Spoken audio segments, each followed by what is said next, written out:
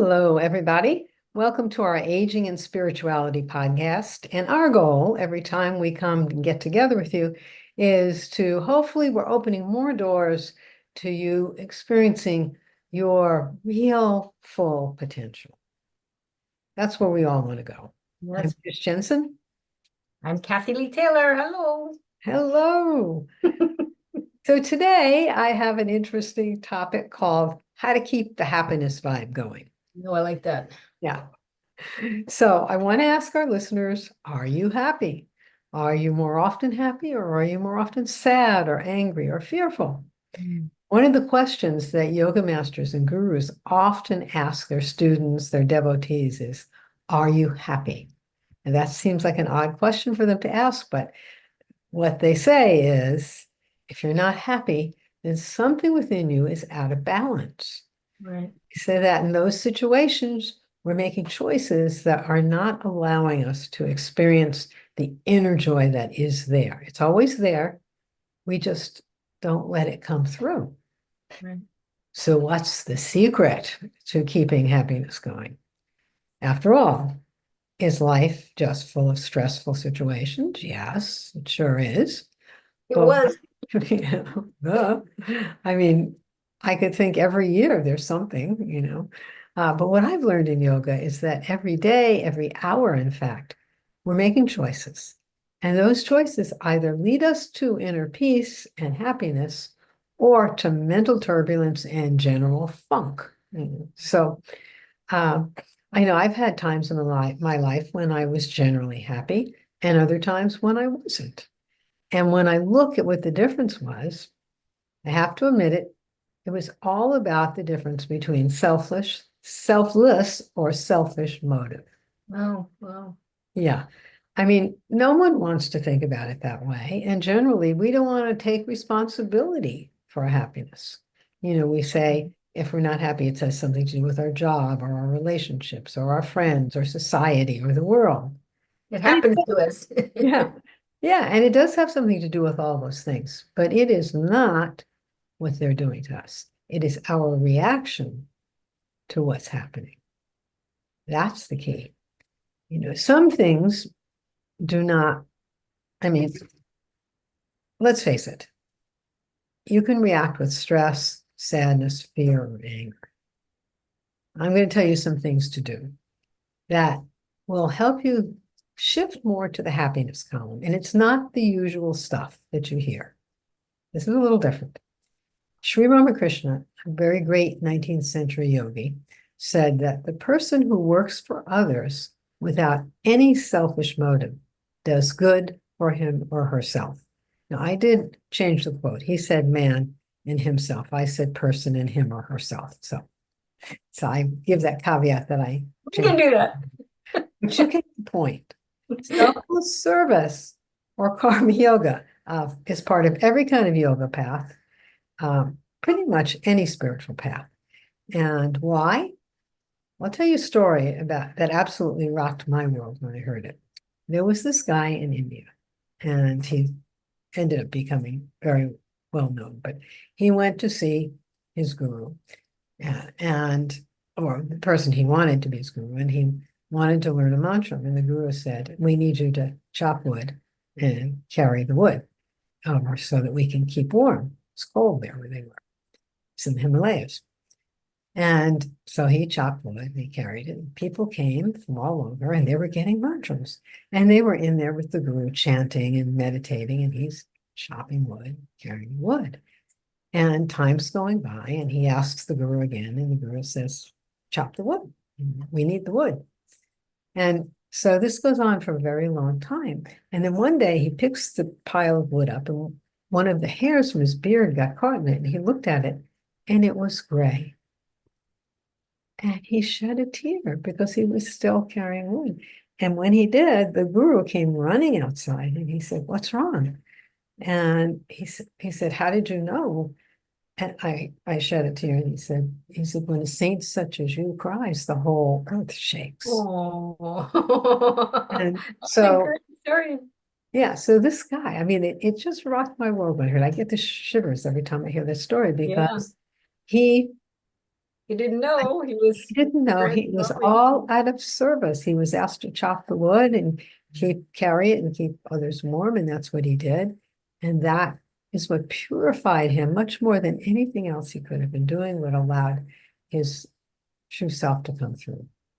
So not that we're going to have to do that, okay? I'm not suggesting that you start chopping wood. Yeah, but we've had our stuff for sure. Yeah.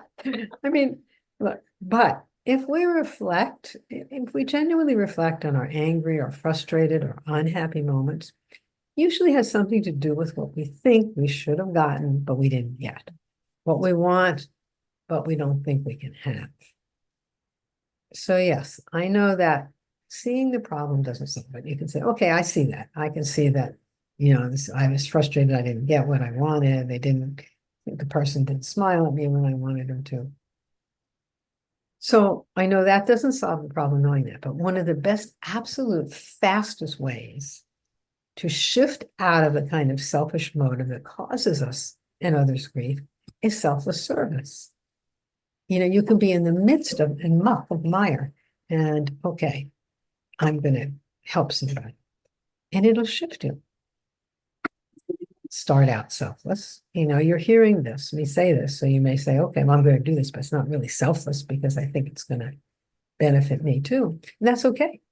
We may be doing it because we know we'll feel better, and that's all okay. But the act of helping and serving others will ultimately transform our motive too. As you do this service. We had a friend, this is a number of years ago, her son had a motorcycle accident. And she was just miserable. I mean, everything was falling apart for her. And she was really depressed. And then her mother called her. She needed some help. And she dropped everything, ran to help her mother. And what she noticed was the next day, she wasn't so depressed. Well, just because she forgot about herself. she's got other problems. She went to help her mother. Selfless service. It was a very selfless act. Yeah. And of course, having studied yoga for a while, she realized what had happened and, continued and managed to get herself out of the funk she was in.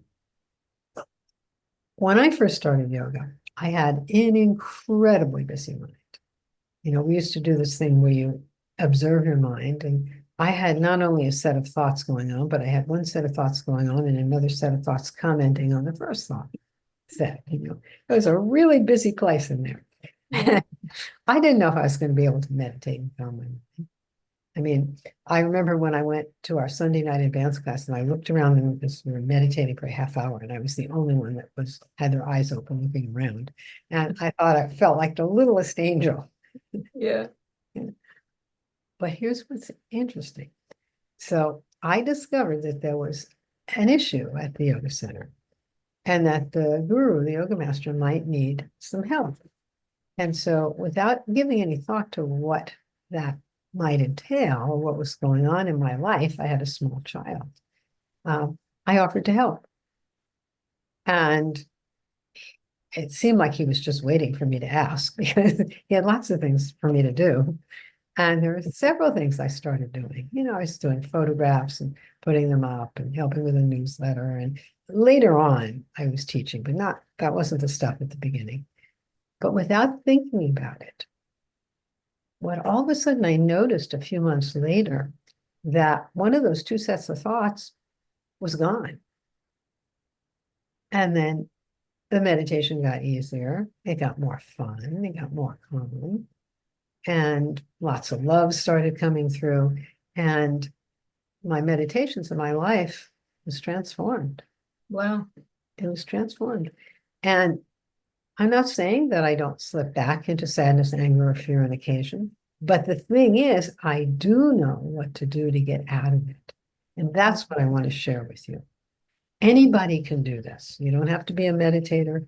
You don't have to be on a spiritual path. You don't have to do anything other than put yourself aside and help someone else. I mean, I continue to do Kundalini yoga when needed, and I know that it blesses my life. That's not why I do it, but it does. Mhm. And it can be a very simple thing. You can help a neighbor who needs help getting groceries. You can help someone cross the street. You can let someone in the lane when you're driving. You can help a family member who maybe needs childcare or companionship or groceries picked up. You can volunteer at a nonprofit organization, an animal shelter. You could feed the homeless. Volunteer at a spiritual organization. They always need help. Find one that suits you. You could do from your area of expertise or a simple task, There's so many simple tasks that make a difference. So if you find yourself in a funk, if you find yourself not feeling, Depressed.